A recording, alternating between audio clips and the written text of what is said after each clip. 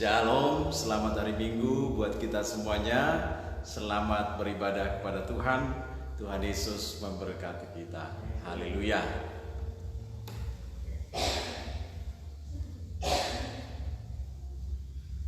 Haleluya. Shalom.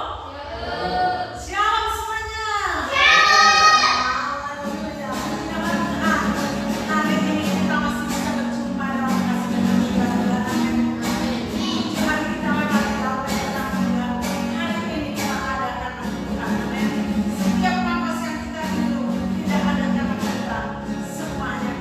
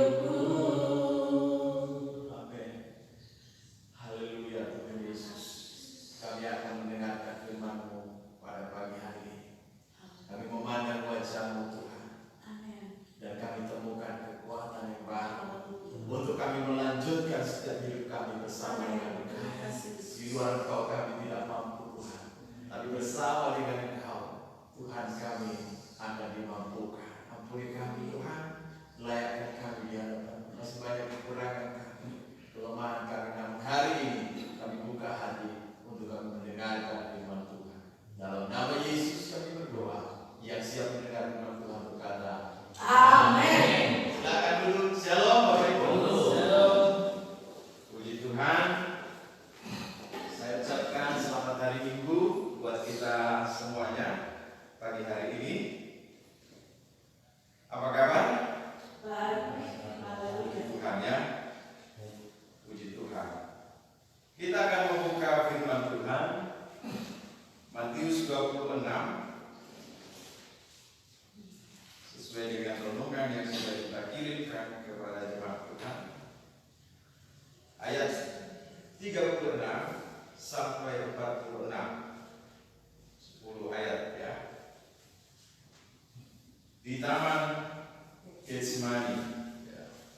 Tema kita hari ini adalah doa Tuhan Yesus. Saya akan baca ayat yang pertama. Kita bergantian ya. Jadi satu ayat satu orang di Taman Getsemani. Maka sampailah Yesus bersama-sama murid-muridnya ke suatu tempat yang bernama Getsemani. Lalu ia berkata kepada murid-muridnya, "Duduklah di sini sementara aku pergi ke sana untuk berdoa." Ya, setuju? Dan ia membawa Petrus dan kedua anak Petrus sertanya, maka mulai ia merasa sedih dan getar. Lalu katanya kepada mereka, "Hatiku sangat sedih seperti mau mati rasanya. Tinggallah di sini dan jaga segala hidupku."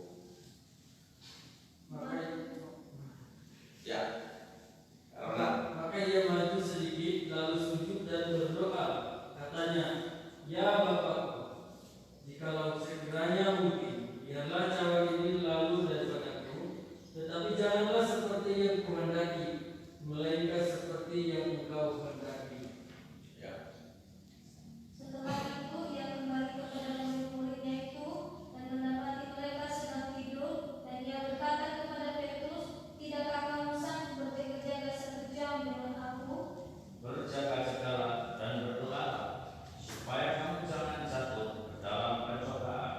Roh memang menurut, tetapi daging itu lemah. Lalu ia pergi untuk kedua kalinya dan berdoa, katanya, "Ya Bapakku, jikalau cawan ini tidak mungkin lalu, kecuali apabila aku meminumnya, jadilah kehendakmu."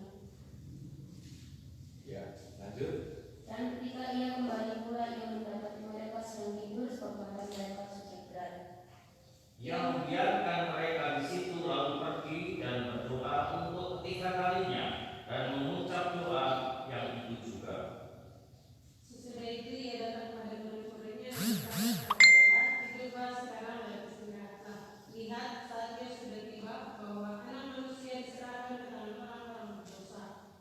Bangunlah, marilah kita pergi.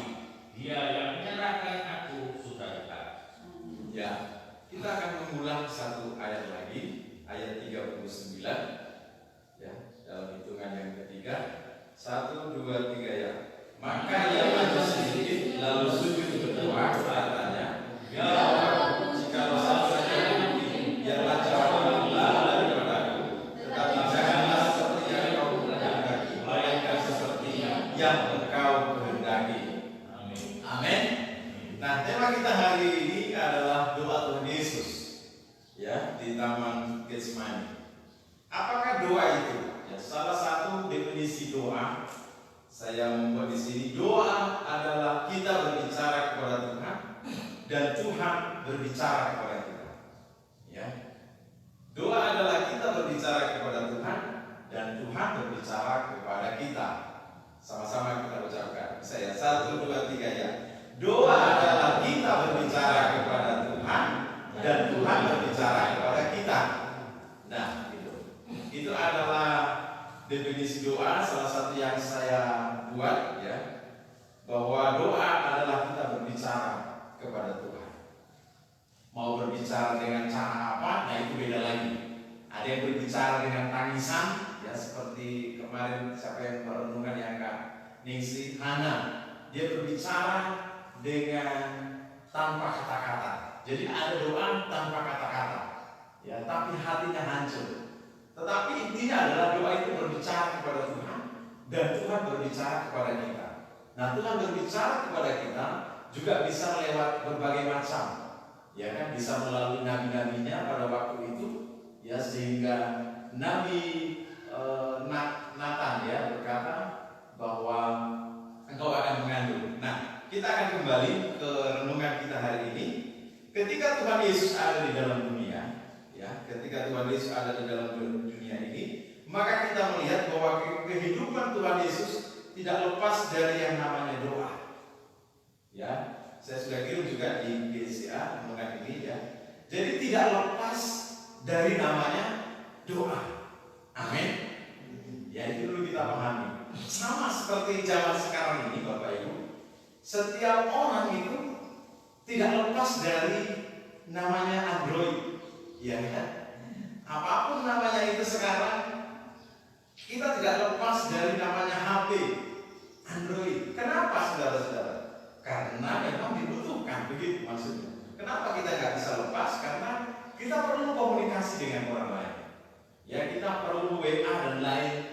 sebagainya.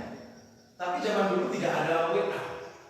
Ya. Nah, yang mau kita lihat adalah bahwa Yesus itu tidak lepas dari namanya doa. Ya, tidak lepas dari namanya doa. Ketika ia ada di dunia ini, ya, doa merupakan bagian yang tak terpisahkan dari kehidupan Tuhan Yesus. Ya, sama kalau kita pergi tiba-tiba HP kita ketinggalan, aduh, gitu ya. Kak Leni sama Kak Nengsi pulang, ya toh, contohnya tiba-tiba HP-nya ketinggalan, dijemput apa tidak? Nah, Kak Leni, Kak Nengsi, diambil apa enggak? Atau dibiarin? Diambil. Itu namanya kita memang membutuhkan.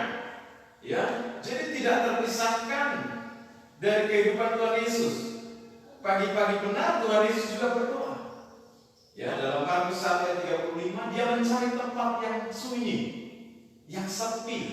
Bahkan kadang-kadang Tuhan Yesus itu yang berkerumun, begitu banyak orang mengikuti dia, tiba-tiba dia pergi ke tempat yang sunyi. Dia berdoa di situ.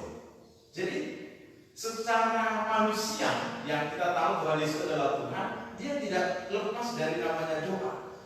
Ya, dia Allah, tapi dia juga sebagai manusia. Bahkan di saat Tuhan Yesus memilih para muridnya, dia berdoa semalam-malaman. Dalam Lukas 6 ayat 12, dia berdoa semalam-malaman untuk memilih para murid-muridnya. Bahkan ketika dia ingin memulai pelayanannya, dia berdoa puasa. Ya, di padang gurun itu dia berdoa puasa, dia dicobai. Hari ini marilah kita melihat bagaimana doa Yesus di Taman Getsemani ini, di mana Tuhan Yesus sedang diperhadapkan dengan yang namanya salib. Sama-sama katakan salib. Salib. Ya. Salib itu adalah lambang kematian, lambang kehinaan. Ya, bukan.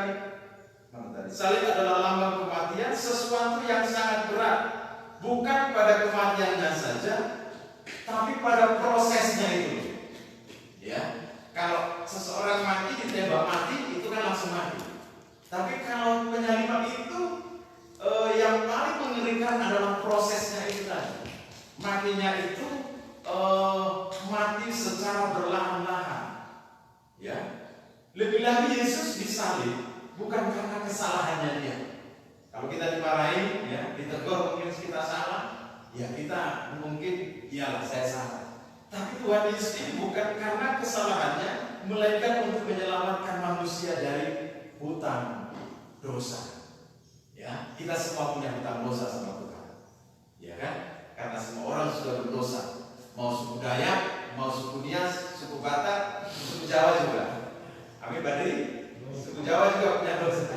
Semua orang sudah berdosa. Nah, hal apa yang bisa kita contoh?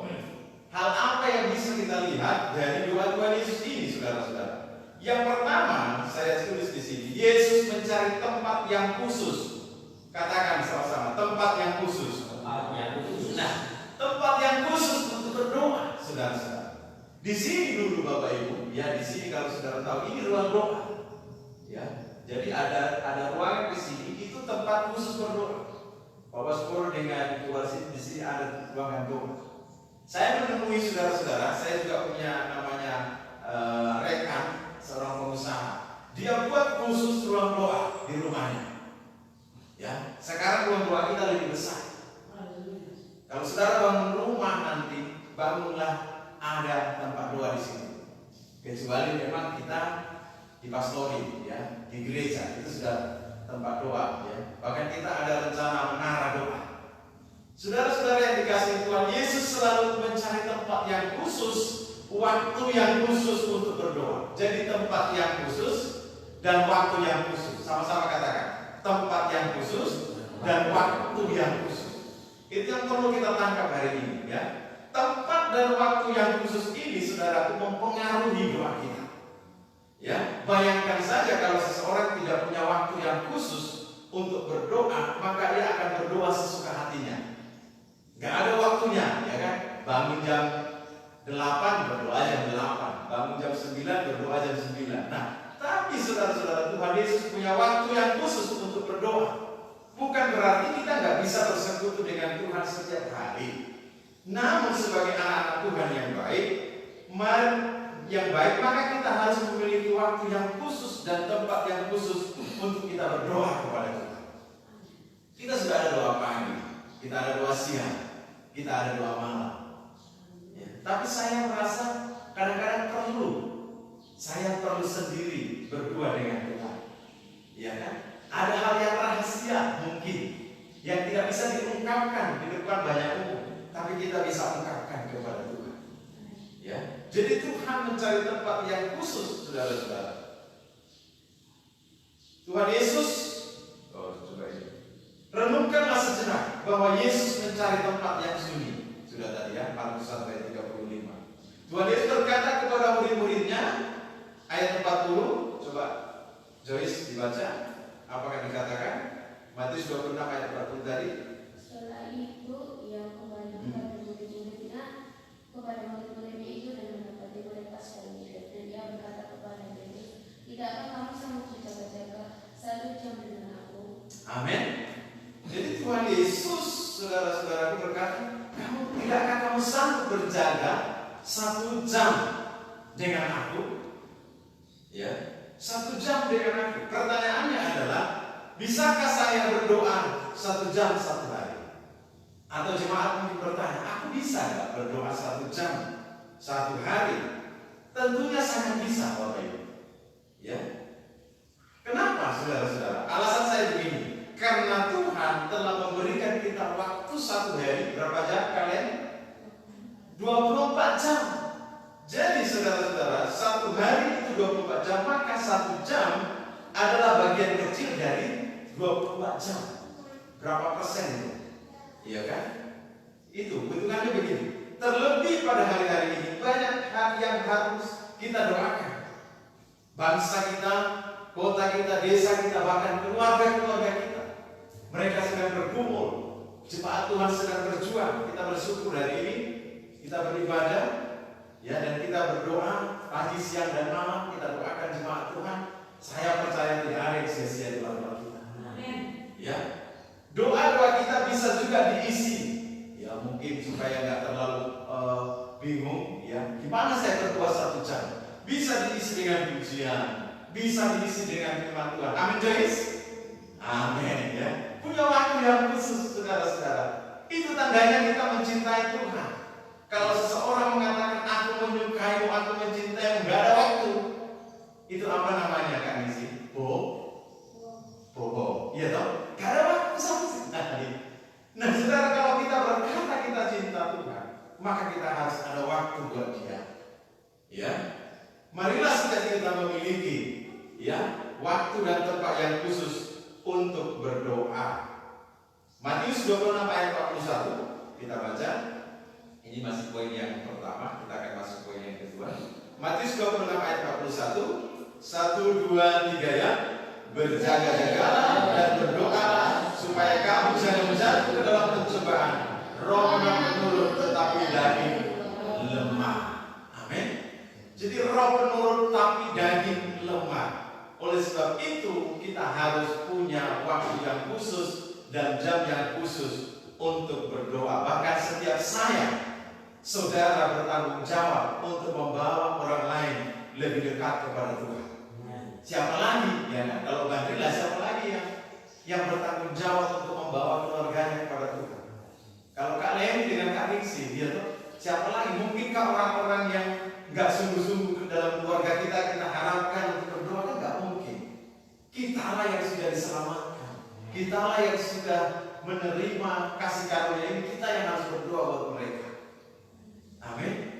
Ini pelajaran dari doa di Taman Getsemani. Yang kedua, saudara-saudara, Yesus mencurahkan isi hatinya kepada Bapa. Katakan, mencurahkan isi hatinya.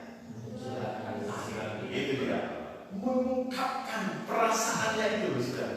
Jadi kita bersyukur, kita bisa mencurahkan isi hati kita kepada Tuhan. Dan Tuhan, ya, saudara-saudara, tidak pernah menolak seorang yang datang kepada Dia. Mau dosanya merah seperti kerbiji, iya kan?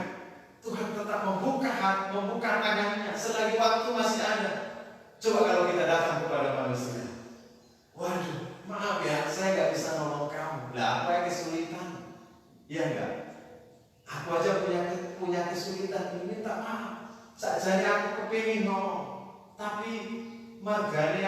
orang duit lah gitu. Ya ngerti tidak kapan? Sudah mulai ngerti. Nah tapi apapun kita, kalau kita datang kepada Tuhan, Tuhan tidak menilai kita sesuatu yang buruk, tidak. Tuhan berkata jangan berbuat dosa lagi. Ini sesuatu yang luar biasa, saudara-saudara. Kita bersyukur punya Tuhan. Ya, jadi sekali lagi doa adalah kita berbicara kepada Tuhan dan Tuhan berbicara kepada kita. Ingat itu ya. Pertanyaannya adalah bagaimana saya mendengar Tuhan berbicara? Ini sebuah pertanyaan. Ya kan? Bagaimana Tuhan? Dia kalau manusia dia bisa ngomong kepada saya. Nah, begini Bapak Ibu. Jika kita ingin mendengar Tuhan berbicara kepada kita, maka menurut saya begini. Mulailah dengan kita berbicara kepadanya. Itu. Kalau kita ingin dia berbicara kepada kita, maka mulailah kita berbicara kepadanya. Contoh begini. Kalau ada orang lewat, ya kan? Mau kemana Bu? Ya toh? Pasti paling tidak dia ngomong. Oh iya, mau saya ya? Oh iya, saya mau ke warung. Tapi kalau kita nggak memulai berbicara, saudara-saudara, bagaimana orang itu berbicara kepada kita? Nah, kalau orang yang lewat saja, dia mau menyapa kita, ya toh? Apalagi Tuhan. Nah, jadi saudara, kita harus punya cara pandang yang benar, saudara-saudara. Ada banyak ayat yang mendukung. Yohanes 1 ayat 12 berkata, siapa yang hafal? Kalau kita menerima Tuhan Yesus sebagai Tuhan dan Juru Selamat, maka kita akan menjadi anak-anak Allah, saudara. Yaitu mereka yang percaya kepadanya. Adakah seorang anak yang tidak berbicara kepada ayahnya? Nah, itu pertanyaannya di situ. Ya, di ayat lain dikatakan kita adalah domba-domba. Kemarin kita sudah baca ya di doa pagi. Apa ciri domba-domba itu, saudara? Domba-dombaku mendengarkan suaraku. Ya, jadi jelas sekali. Kalau kita diomongin orang ini, belum tentu kita mau, ya kan? Tapi kalau Tuhan yang sedang mengajari kita, saudara, Dia tahu siapa kita. Bahkan dikatakan, saudara-saudara, Dia itu Matius 11 ayat 28, Dia itu lemah lembut dan rendah hati. Belajarlah kepada Dia membimbing kita, ya kan? Dia adalah seorang yang lemah lembut dan rendah hati. Bahkan kemarin Yohanes 15 kita disebut sahabat, ya kan? Benar ya, berarti kemarin ya saya sempat ingat sharingnya. Aku tidak menyebut kamu lagi hamba, sahabat. Kita tidak mungkin kita bisa tidak cerita sama orang tua kita, ya seperti Joyce. Tapi ketika dia ketemu sahabatnya, wah dia cerita semuanya, ya kan? Kenapa? Karena sahabat itu, saudara, kualitas seorang sahabat, dia menerima kita, baik kita susah, baik kita senang, baik kita jelek, maupun kita dalam keadaan baik-baik. Itu namanya sahabat. Dan Yesus berkata, kamu, ya, kusebut sahabat. Jadi tidak salah kalau Yesus pada waktu dia ada di dunia ini, dia mencurahkan isi hatinya kepada Bapa, saudara-saudara. Matius 26 ayat 39 tadi sudah kita baca bersama, saya baca lagi. Maka ia maju sedikit, lalu sujud berdoa katanya, ya Bapakku. Ini kan ungkapan hatinya. Ya Bapakku, jikalau sekiranya mungkin, biarlah cawan ini lalu daripadaku, tetapi janganlah seperti yang ku kehendaki, melainkan seperti yang Engkau kehendaki. Ini saudara, kita punya Tuhan. Aku maunya ini Tuhan. Jadi lihat saudara, doa itu, ya, itulah sebabnya jangan salah kita berdoa. Kita belajar bersama. Doa itu bukan hanya meminta. Amin. Jadi kalau ada definisi doa, doa itu adalah meminta. Ya memang betul, tapi kurang lengkap. Definisi doa adalah berbicara kepada Tuhan dan Tuhan berbicara kepada kita. Dan hal yang paling penting tentang doa katanya, Bapak, saya mendengar, bukan membicarakannya tapi menentukannya. Nah itu dia juga. Karena doa itu perlu dilakukan, bukan hanya dibicarakan. Ya kan? Nah di sini saudara-saudara, dia menyerahkan segala sesuatunya kepada Tuhan. Gak salah meminta, saudara-saudara. Gak salah kita berdoa, jagai Tuhan keluargaku. Gak salah, tapi ada sisi lain dari doa. Itulah yang diajarkan oleh Tuhan Yesus. Bapa kami yang di surga, dikuduskan namamu, datanglah kerajaan. Artinya jadilah kehendak-Mu Tuhan. Ya toh, bukan kehendak kita, tetapi kehendak Tuhan. Tapi saudara-saudara, Tuhan itu kadang-kadang bisa ditawar. Benar nggak? Hizkia itu sudah umurnya sudah pas menurut Tuhan. Tapi ditawar saudara-saudara, akhirnya dikasih kemurahan. Nah, itu hebatnya Tuhan kita, Bapak Ibu. Jadi Tuhan itu bisa apa ya maksudnya? Dia bermurah hati. Dia bisa memberikan sesuatu kepada kita, Bapak Ibu. Ya, ajaib Tuhan, amin. Ya, walaupun semua pintu tertutup, tapi Tuhan Yesus, surga tidak pernah tertutup. Amin. Itu yang kita alami di tempat ini. Itu yang kita tahu. Banyak pintu yang ditutup, ya kan? Tapi surga tidak tertutup. Jadi kita melihat di sini dikatakan oleh Tuhan Yesus, biarlah cawan ini lalu daripadaku, tetapi janganlah seperti yang ku kehendaki, melainkan seperti yang engkau kehendaki. Ya. Jangan takut begini. Nanti kalau Tuhan pakai saya akan menderita.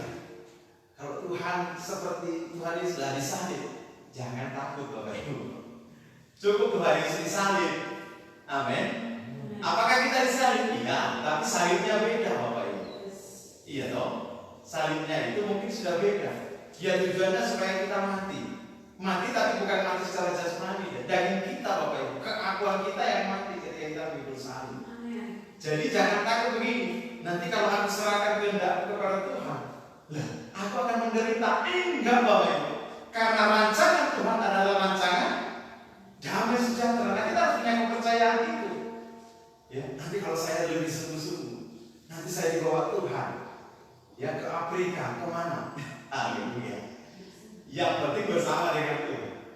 Ya dong, butuh ini sudah dibawa Tuhan. Mau saudara cerita negara apa sama dia? Amerika kah? Ya dong. Apalagi Vietnam kah? Kalian bersyukur. Ambil sesuatu. Makanya saya bilang, kalau makan ikan, ambil ikannya. Jangan makan duri-durinya, saudara-saudara. Ya, makanlah ikannya. Banyak hal yang bisa kita belajar. Hari ini kita melihat, jadilah kehendakmu, dikatakan, yang ku kehendaki, melainkan seperti yang engkau kehendaki. Amin Bapak Ibu. Sebagai manusia, saya dan saudara, tentunya kita punya banyak kelemahan. Ya, kita punya banyak pergumulan. Namun kita bisa mencurahkan isi hati kita kepada Tuhan. Maka disitulah kita menemukan kekuatan yang daripada Tuhan. Yang terakhir Bapak Ibu, Yesus menyerahkan hidupnya kepada kehendak Bapa. Ini tadi sudah dibahas sedikit di atas. Nah begini Bapak Ibu, Yesus tidak hanya mencurahkan isi hatinya. Kadang-kadang kan ada yang mencurahkan gitu. Tapi suruh mengerjakan, mau nggak? Itu pertanyaannya. Ya, jadi Yesus sampai di titik bukan hanya berdoa mencurahkan isi hatinya kepada Bapa. Aku mengasihi Kau Tuhan, ya gitu. Aku cinta Kau Tuhan, sampai nangis-nangis. Disuruh Tuhan, kamu pergi ke sana, kamu lakukan ini. Jangan dulu Tuhan. Nah, saudaraku, Yesus sampai pada titik menyerahkan hidupnya dan kehendaknya kepada Bapa. Yesus tidak hanya mencurahkan isi hatinya kepada Bapa, namun juga ia menyerahkan hidupnya dan kehendaknya kepada Bapa. Jadi hidupnya dan kehendaknya kepada Bapa. Disinilah kita melihat bahwa doa Tuhan Yesus adalah doa yang menyerahkan hidup dan kehendaknya dikendalikan. Sama-sama katakan dikendalikan. Nah ini yang saudara-saudara perlu perjuangan. Kenapa kita perlu perjuangan Bapak Ibu? Karena kita masih punya kehendak, gitu loh maksudnya. Iya kan? Kita punya kehendak bebas. Benar sekali. Ya. Tuhan berkata kepada Adam dan Hawa, jangan kau makan buah pengetahuan yang baik. Itu kehendak bebas, saudara. Seolah-olah Tuhan kejam. Kenapa ya nggak boleh suruh makan? Padahal kalau dihitung Bapak Ibu, berapa pohon yang ada di taman itu? Banyak sekali. Hanya satu yang nggak boleh. Itu katanya bagaimana? Apakah Tuhan kejam? Iya, tapi kalau saudara dikasih 20, satu yang nggak boleh, apakah Tuhan kejam? Kan nggak juga, gitu. Iya kan? Bukankah ada buah-buah yang lain? Kan gitu. Itu untuk menguji ketaatan kita. Semua hidup kita ini boleh Bapak Ibu. Hanya satu yang nggak boleh. Apa yang nggak boleh? Dosa. Iya kan? Semua boleh. Apa kita dilarang pergi? Hanya sekali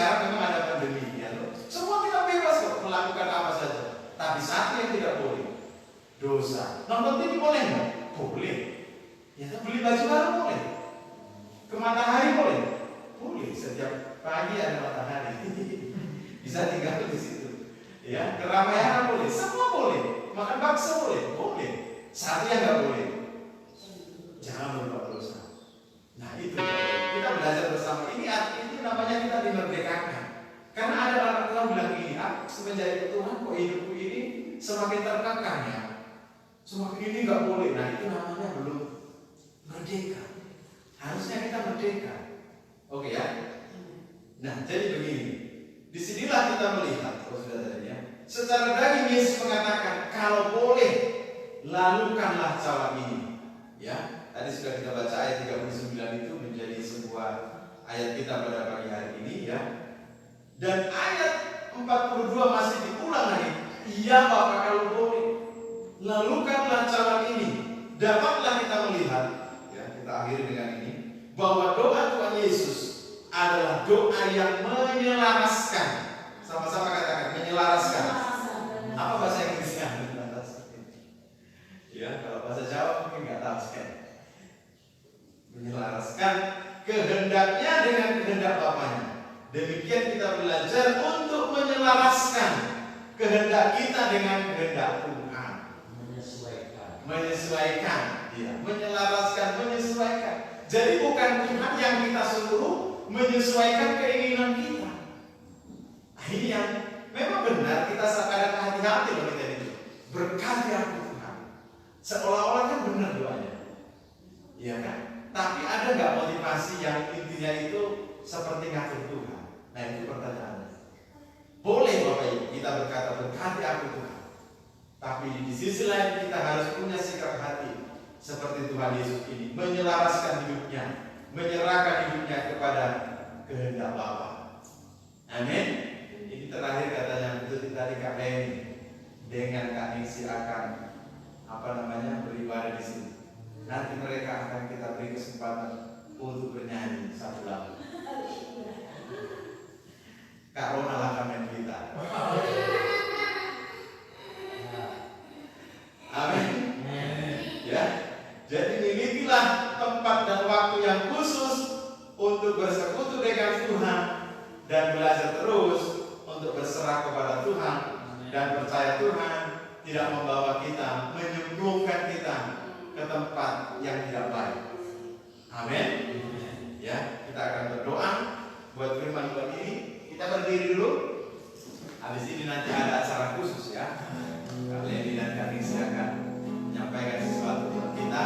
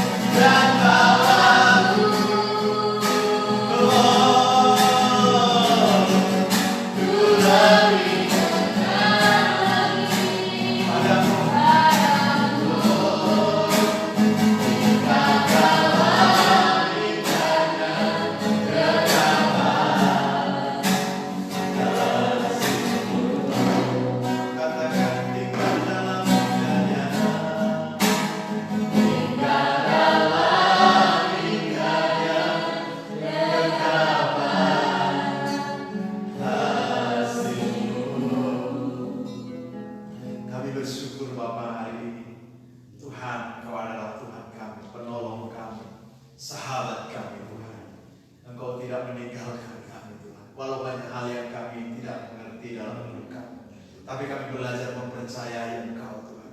Walau kadang mungkin kami kurang mendengar suara atau mungkin kami kurang taat, tapi kami terus belajar Tuhan Yesus. Dan hari ini Bapa Surgawi, kami berdoa buat setiap kami yang sudah hadir, diberkatilah, dikuatkanlah setiap kami, anak-anak-Mu semua Tuhan, bahkan yang melalui Tuhan live streaming ini, melalui Tuhan renungan-renungan yang sedang kami kirim untuk jemaat-jemaat Tuhan hari ini. Mereka dilawat Tuhan, mereka dikuatkan, diteguhkan Tuhan. Kau memberkati Bapa, yang lemah Tuhan beri kekuatan hari ini, yang sakit Tuhan biarlah tangan kasih yang menol, bahkan yang tidak mengerti akan kehendak Tuhan, kiranya Engkau Tuhan memberikan pertolongan. Berkati bangsa kami, desa kami, kota kami Tuhan, kami serahkan dalam tangan-Mu. Di dalam nama Yesus kami berdoa. Secara khusus kami berdoa buat Kak Ningsih dengan Kak Leni Tuhan, yang dimana mereka sudah di akhir-akhir pelayanan mereka di tempat ini. Kami berdoa, diberkatilah anak-Mu ini, diberkatilah urapan kuasa Tuhan menyertai mereka Tuhan. Kalau Engkau menyertai mereka, tidak ada perkara yang mustahil, yang tidak mungkin bagi Tuhan. Terima kasih Tuhan, bawa mereka untuk lebih dekat lagi kepada-Mu. Berikan roh hikmat kebijaksanaan kepada mereka. Berkati orang tua mereka, berkati sumber-sumber mereka Tuhan. Semuanya tercukupi, karena kami tahu Tuhan, bukan secara kebetulan mereka ada di tempat ini, tetapi Engkau punya Tuhan, Engkau Tuhan yang menaruh mereka, mengizinkan mereka untuk ada di tempat ini. Diberkatilah Kak Leni, Kak Ningsih, dalam nama Yesus. Terima kasih Tuhan. Baikkan Ronald kami serahkan dalam tangan-Mu, Awas Bodo kami serahkan dalam tangan-Mu Tuhan.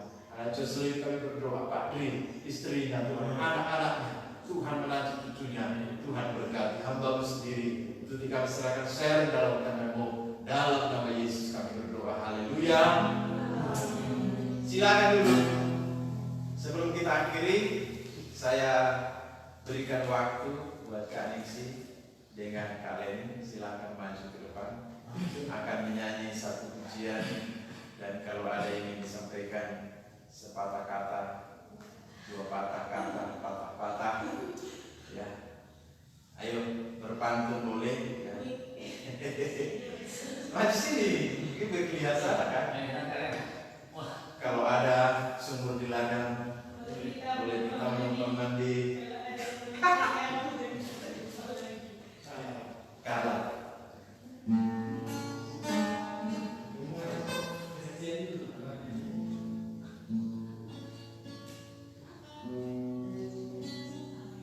Boleh mereka satu dulu. Ini disaksikan oleh Tuhan.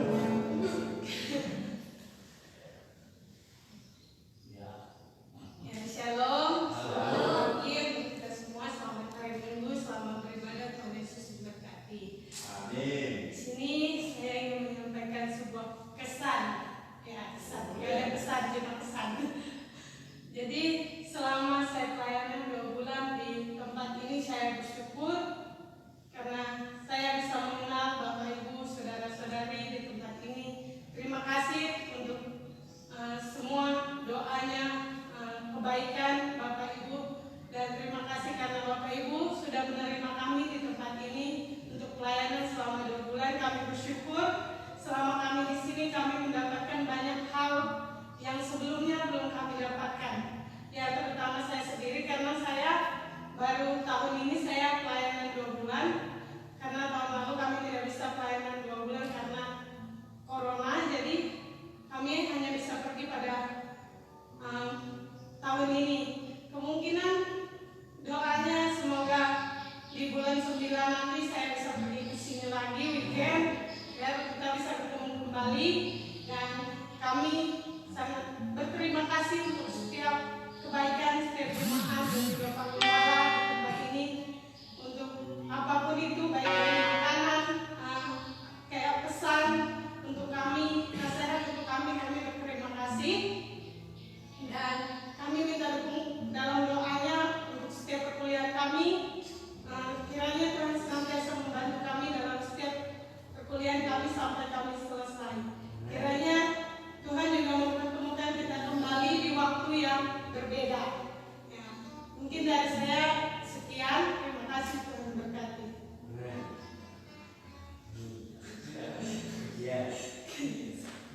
rumah. Ya, shalom Bapak Ibu. Shalom. Ya, saya berterima kasih kepada Tuhan jikalau pada saat ini kami boleh melayani selama 2 bulan di gereja GSD Sido Asri. Kami sangat berterima kasih Bapak Kagungala beserta dengan Ibu dan pada jemaat-jemaat Tuhan semuanya sudah mempersilahkan kami untuk mau melayani di tempat ini, walaupun di dalam situasi begini, pandemi begini, tetapi saya bersyukur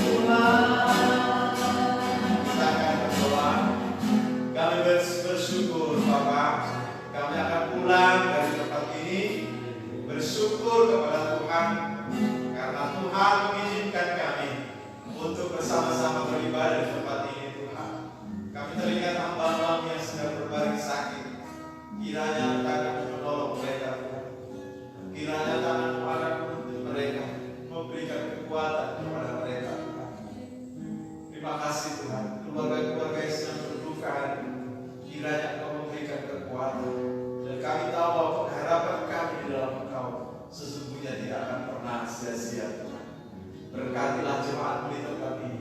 Berkatilah setiap yang mengikuti ibadah kami hari ini. Turunlah berkat Allah atas mereka. Turunlah sukacita, damai sejahtera, kekuatan dalam nama Yesus mengalir di dalam hidup kami semua. Dalam nama Yesus kami berdoa dan mengucap syukur. Mari kita mengangkat tangan di hadapan Tuhan. Pulanglah dari tempat ini dan terimalah berkat yang datangnya daripada Tuhan, yaitu damai sejahtera, kasih karunia dari Tuhan kita Yesus, serta penghiburan persekutuan dari Roh Kudus menyertai kita hari ini sekarang sampai selama-lamanya. Semua kita yang percaya berkata amin. Selamat hari Minggu. Tuhan Yesus memberkati kita. Amin.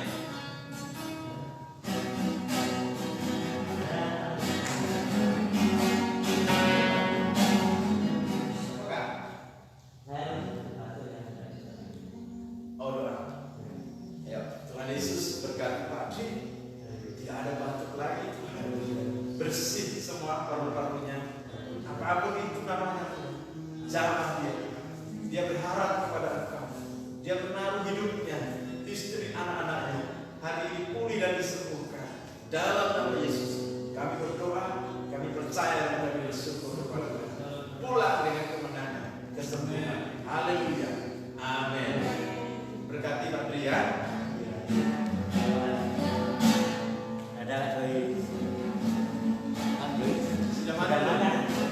Terima kasih sudah mengikuti ibadah di GZA Sido Asri. Tuhan Yesus memberkati kita semuanya.